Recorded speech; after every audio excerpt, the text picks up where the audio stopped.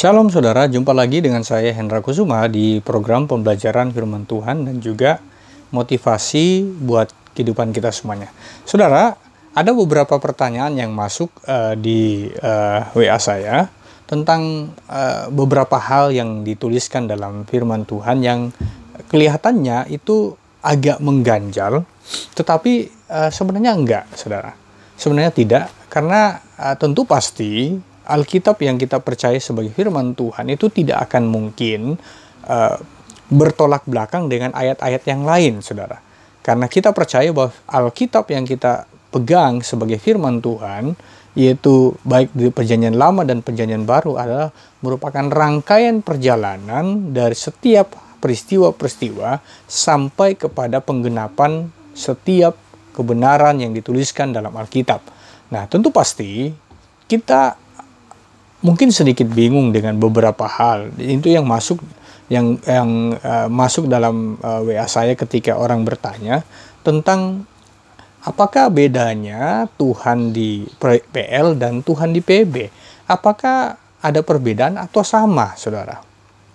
Nah, saudara, saya ketika itu saya katakan bahwa tentu tidak, karena Tuhan yang ada di PL dan PB itu tetap sama. Ya, tetap sama, tidak ada yang beda. Jadi tidak ada yang membedakan antara Tuhan di PL dan PB. Apakah Tuhan di PL itu kelihatannya Tuhan di PL itu sangar, ganas, atau galak banget. Kenapa? Karena ketika bangsa Israel keluar dari Mesir, terus sedikit-sedikit harus bangsa yang ketika mereka masuk di satu daerah, ketika mereka melakukan perjalanan ke negeri perjanjian, itu harus ditumpas habis, dibunuh, saudara. Nah, dan itu perintah Tuhan. Tapi bedanya di PB, kok beda, seakan-akan itu kayak bertolak belakang dengan apa yang diajarkan oleh PL. Kalau di PB, kok Tuhan ajarkan melalui Yesus Kristus untuk kita bisa mengasihi, Tuhan yang mengasihi. Nah, makanya timbul pertanyaan, apakah Tuhan di PL dan PB itu berbeda? Nah, saya mau katakan begini, saudara. Kita jawab dengan simpel saja supaya saudara paham. Saya coba membawa pembahasan ini kepada cara yang sederhana supaya saudara lebih paham, saudara. Nah, gini, saudara. Jadi ketika bangsa Israel itu tertindas kurang lebih 400 tahun di Mesir, saudara harus tahu bahwa Tuhan ingin membawa mereka keluar. Maka dari itu diutuslah Musa dan Harun untuk pergi ke Mesir untuk menghadap Firaun. Nah, terus dengan tujuan, ingat bahwa di dalam kitab Kejadian itu ketika Tuhan perintahkan di kitab Kejadian, Keluaran, terus perjalanan umat Israel itu, saudara, ketika mereka keluar dari Mesir, saudara, mereka tujuannya satu, supaya mereka bisa menyembah Tuhan. Jadi supaya mereka bisa menyembah Yahweh Tuhan yang membawa mereka keluar dari Mesir. Nah, jadi itu salah satu tujuannya, yaitu mereka supaya Tuhan sendiri ingin membawa umatnya keluar dari Mesir supaya mereka bisa menyembah kepada Tuhan yang benar, bukan kepada berhala-berhala yang ada di Mesir pada waktu itu. Nah, dan kita tahu bersama, saudara, akhirnya dibawalah mereka keluar dengan beberapa peristiwa-peristiwa yang spektakuler untuk menunjukkan kedahsyatan dan kemahakuasaan Tuhan yang memanggil keluar umat Israel dari Mesir itu.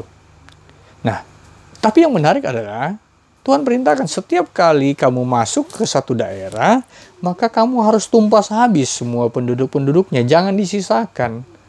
Nah, kenapa? Nah, saya mau jawab begini, saudara. Karena Tuhan ingin memurnikan bangsa Israel menjadi satu bangsa pilihan yang tidak terkontaminasi dengan bangsa-bangsa kafir yang ada di daerah-daerah yang mereka lewati.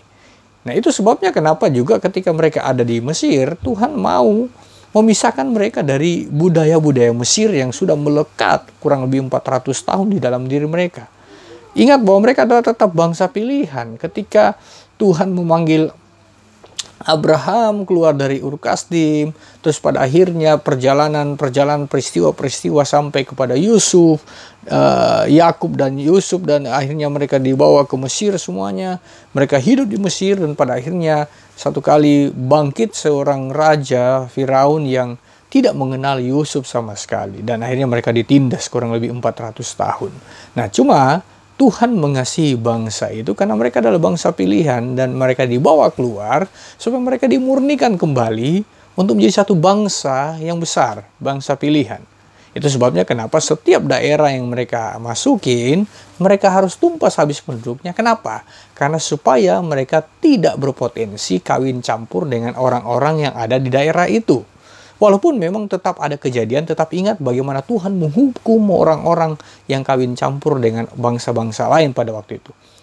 Karena Tuhan memiliki satu tujuan supaya bangsa ini murni di hadapan Tuhan dari sisi keturunan mereka juga.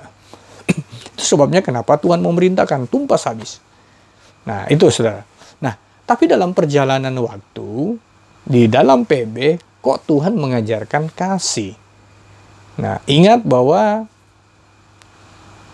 Tuhan itu tidak berubah. Ya, Tuhan yang kita sembah itu tidak berubah dulu, sekarang, dan sampai selamanya. Dia tetap sama dulu, sekarang, dan sampai selamanya. Nah, apa yang berubah? Bukan berubah, tapi firman Tuhan itu progresif. Jadi, firman itu progresif, dia terus bergerak sampai kepada sempurnanya.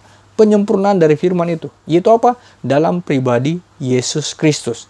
Yang membawa hukum yang sempurna, yaitu hukum kasih. Nah, itulah sebabnya kenapa sangat kelihatannya bertolak belakang, padahal tidak.